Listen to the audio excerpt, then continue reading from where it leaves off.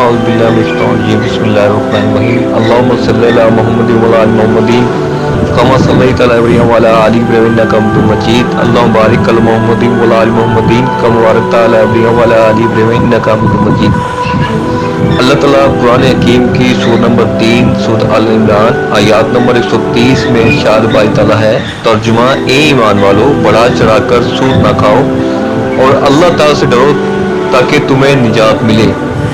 تفسیر ہے، شاید سود کا ذکر یہاں جنگ احد کے تذکرے میں اس لیے فرمایا کہ اوپر آیات 122 میں ذکر ہوا ہے جہاد میں نامردی کا اور سود کھانے سے نامردی آتی ہے۔ دو سبب سے ایک یہ کہ مال حرام کھانے سے توفیق اطاعت کم ہوتی ہے اور بڑی اطاعت جہاد ہے، اور دوسرا یہ کہ سود لینا کمال بخل ہے۔ چاہیے تھا کہ اپنا مال جتنا دیا تھا لے لیتا، درمیان میں کسی کا کام نکل جاتا، یہ مفت نہ چھوڑے، اس کا جدا بدلہ چاہیے۔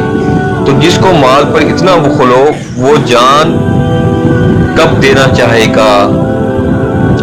وہ پھر انصار کے یہود کے ساتھ سودی لین دین کے تعلقات تھے اور عہد میں منافقین یہود کی وجہ سے نقصان پہنچا تھا، گویا اس کو حرام قرار دے کر ان تعلقات کو ختم کر دیا۔ اس سے بعض لوگوں نے سود مرکب کو حرام اور سود مفرد کو حلال ثابت کرنے کی کوشش کی۔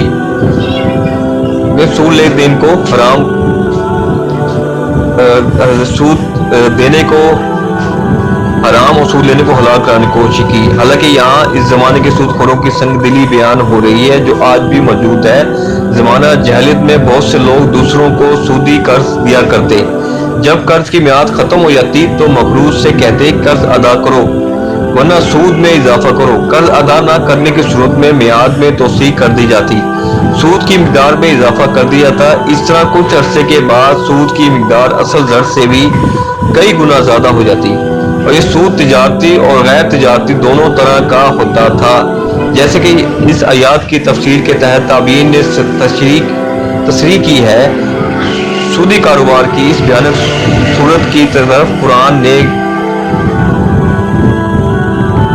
الفاظ اشارہ فرمایا ہے، ورنہ یہ مطلب نہیں کہ مرکب سود اور حرام اور سادہ جائز ہے۔ اسلام میں ہر قسم کا سود حرام ہے، صرف قرض کی ایک صورت جائز ہے، جیسے کہ فرمایا اور اگر تم توبہ کر لو تو تمہیں اپنے اصل مال لینے کی اجازت ہے، نہ تو ظلم کرو گے اور نہ تم پر ظلم کیا جائے گا۔ جزاک اللہ۔ Please subscribe.